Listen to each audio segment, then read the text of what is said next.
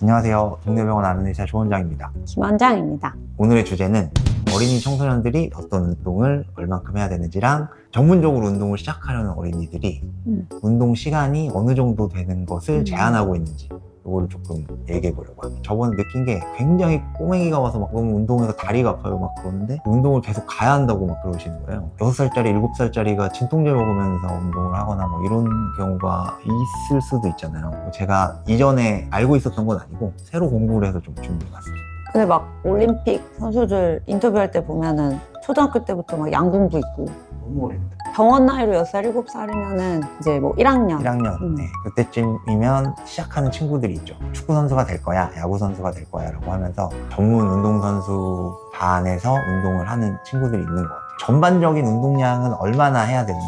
어른들 같은 경우는 보통은 심혈관계 문제 예방을 위해서 운동 얼만큼 하세요 라고 하잖아요. 보통은 하루에 한 30분씩 중간 정도의 부하를 가지는 운동 내지는 신체 활동, 걷는 것뿐만이 아니라 미국에서는 정원을 뭐 가꾼다거나 물건을 들고 옮긴다거나 이런 것까지를 포함해서 한 30분 정도는 몸을 움직이라고 되어 있습니다. 일주일에 150에서 300분 정도 움직이라고 되어 있고 테니스 같은 거 치는 거, 고강도 운동이 들어가면은 뭐 절반 정도 하면 된대요. 75분에서 뭐 150분 정도. 예시를 하나 드는 거는 만보계를 많이 차시잖아요. 만보 꼭 채운다는 분들이 있는데 그냥 일상적으로 걸어 다니면 5,000보 정도 걷게 된대요. 10분에 1,000보를 걷는 속도로 2번 하루에 20분에 2,000보를 걸어라. 그러면 운동량이 이제 확보가 된다라고 되어 있고요. 걷는 속도는 어느 정도로 걸으면 되냐면 보그 스케일이라고 해서 숨찬 거를 평가하는 기준이 있거든요. 거기서 보면 이게 한 10일 정도가 중간 정도인데 이게 어느 정도냐면 대화는 할 수 있으되 노래하기 힘든 정도.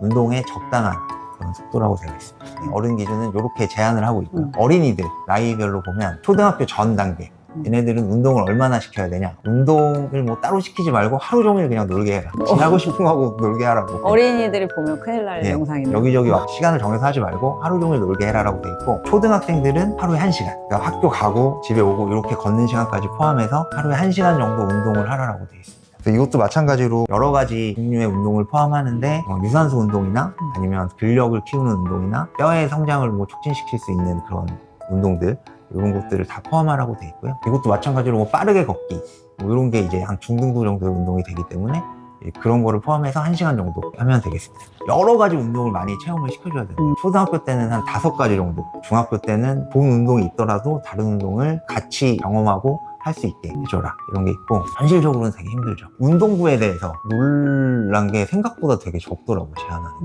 게 시간이. 이게 처음에 본 자료가 뉴질랜드 자료여가지고 얘네만 이런가? 그리고 우리나라 학교 자료들을 좀 봤는데 우리나라 학교 자료에서도 운동부 시간 제한은 좀 스트릭트하더라고요.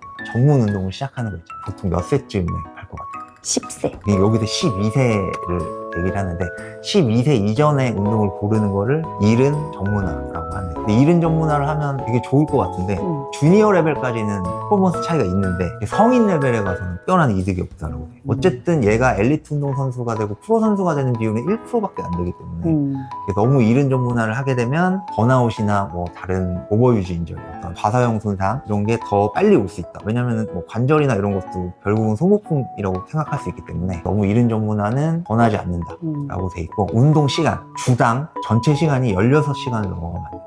경기랑 훈련을 합쳐서 전문화된 운동을 하는 시간이 16시간을 넘어가면 안 된다. 2시간 정도잖아요. 너무 적은데? 너무 적죠. 그러니까 다른 운동 빼고 뭐 내가 뭐 조깅을 한다던가 이런 걸 빼고 트레이닝 세션 같은 게 2시간을 넘어가면 안 되는 거예요. 운동을 하루에 2시간씩 5일을 해서 10시간을 하는 친구들 그러면 5시간은 다른 운동 조직화되지 않은 운동 지 혼자 막 뛰어다닌다던가 이런 거를 다른 운동을 해서 이 운동 말고 5시간은 다른 거를 하게 해준다 이렇게 좀 제한을 하고 있고 나이마다 좀 다를 수 있잖아요. 주당 운동 시간을 자기 나이랑 똑같이 생각합니다. 8살짜리는 8시간 7살짜리는 7시간 12살은 12시간 이렇게 생각합니다. 19살까지 그쵸. 청소년기까지 집중해서 하면 2시간이 짧은 시간은 아니에요. 2시간 운동을 한다고 생각을 하면 꽤 길죠. 야구 경기 같은 거를 3시간을 하게 되면 다음날 운동을 많이 줄인다거나 이런 식으로 조절을 하게 되겠죠. 그런 엘리트 운동하는 환자들 보면 다음번에 뭐 꼭 팔로업이 필요해서 오라고 할 때 시간을 못 잡아. 운동 시간이랑 뭐 이런 것 때문에 그렇죠. 병원 시간이랑 안 맞고 실제로 매일매일 엄청 많이 하고 있고 운동량이 우리나라가 좀 많은 편인 것 같긴 해요. 또래를 키우는 엄마의 느낌으로 볼 때는 시키는 부모님도 대단하시고 아이도 우리 애들 나이라고 생각하면 이거 뭐 어떻게 하고 있는 거야? 진짜 다 대단하죠. 어쨌거나 뭐 여기서 제한하는 거니까 운동 시간이 실제로는 좀 다를 수 있고 지도자분들이 제한하는 시간이 다 있겠지만 운동량이 막 너무 많으면 문제가 생길 수 있다. 일단은 부상 위험이 되게 올라가요. 과사용 손상이 생길 수 있기 때문에 과사용 손상은 당연히 뭐 근육통이 있을 수도 있고 힘줄에 문제가 생길 수도 있고 피로골절 같은 것도 있을 수 있고 과사용 손상이 몸의 회복 범위를 넘어서는 게 계속 반복되면 과사용 신드롬이라고 하거든요. 오버유즈 신드롬이 되면 그건 멘탈적인 문제까지 발생을 합니다. 그래서 증상들을 적어놓은 거를 좀 보면 먼저 이제 운동 기능이 줄어들고 운동 능력이 떨어지고 만성적인 근육통, 관절통이 생길 수 있고 체중이 갑자기 빠지거나 감정이 안 좋아지거나 우울한 감정이 들거나 피로감이 지속되고 운동에 대한 열정이 부족해진다. 잠도 잘 안 오고 식욕도 없고. 근데 이거는 비단 운동의 문제는 아니다. 내 얘기였지. 네. 이거 예전에 플루티스트이신 분이랑 얘기를 할 때 학교 다닐 때 자기는 공부 시간이 너무 좋았다. 본업이 뭐냐에 따라서 그러시더라고요. 취미로 음악을 하고 취미로 운동을 하고 이럴 때는 그렇죠. 이게 이제 재밌는데. 리프레시가 되는 건데 운동을 안 해도 뭐 생길 수 있는 그러게요. 과사용 손상. 아이들 같은 경우에는 조금 더 민감해질 수 있을 것 같아요. 이게 몰아붙이거나 너무 과다해지면 예, 그런 문제가 좀 생길 수 있기 때문에 이런 경우 있잖아요. 너무 많이 하려고 해요. 매일 하게 했다고 옥타니처럼. 옥타니는 뭐 그랬다고 하잖아요. 근데 누구나 옥타니가 될 수 있는 건 아니니까. 너무 많이 하려고 그런 애들은 어떻게 해야 되냐. 일단은 뭐 다른 스포츠를 많이 경험하게 해주고 다른 취미를 좀 붙여줘라. 그거에 너무 몰두하지 않도록. 그리고 이게 제가 조금 신기했던 건데 12살 미만의 애들한테 야, 너는 축구선수 될 거야 이런 걸 하지 말라고 돼 있어요. 특히 더 세부적인 거 있잖아요. 우리 애들 골키퍼예요 이런 거. 우리 가스라이팅. 약간 그런 거를 하지 말라고 돼 있어. 그렇게 몰두하는 애들한테는. 그 스포츠에만 과몰입하게 되니까 너무 과몰입하는 친구들은 그런 식으로 유도하지 말라고 돼 있습니다.